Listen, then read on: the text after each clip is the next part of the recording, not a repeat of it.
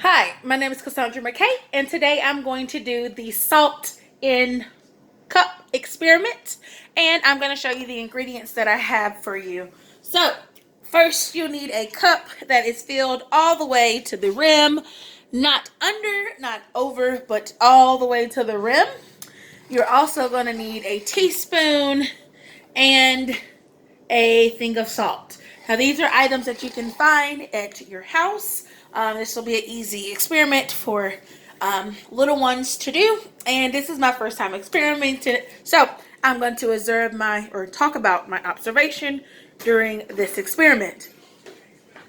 I am going to fill the spoon with salt. So I am going to count them as I do it, and you will hear my experiment. And I will talk about what is going on. So I'm going to give one spoonful. So this is one spoonful of salt. Nothing really happened. There were some particles inside the salt. So the water got cloudy.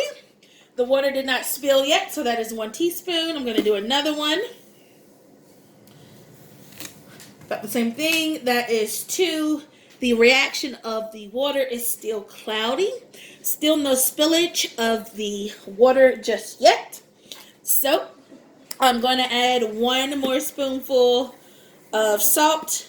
Please do not walk in my video. I am recording. Thank you. And I did 3 spoonfuls of water. And next I am going to add 1 more. So I have 3 so far. Oh, there we go. We have a spillage. So we have 4 teaspoons of water. And my spoon is kind of, it has some residue of salt on there. My water did spill. There is a spillage right there.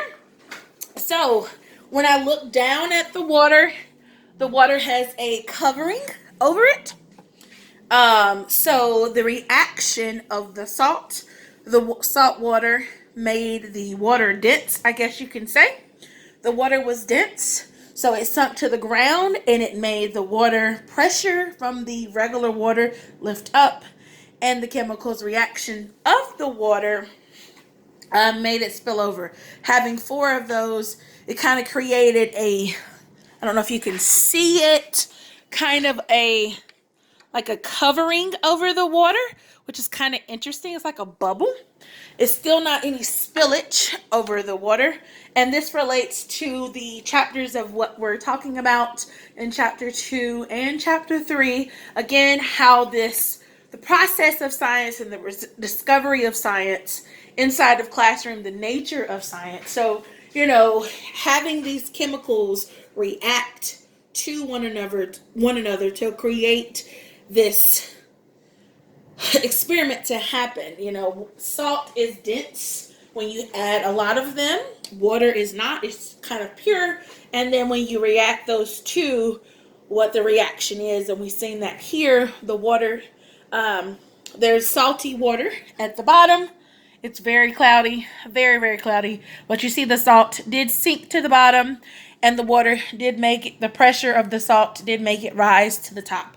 So this is an easy, fun activity that you could do inside of your class room, like I just did at my home. These are household items, and I enjoyed it. I hope you enjoyed it as well. I look forward to doing more activities. Again, my name is Cassandra McKay, and I had a great time.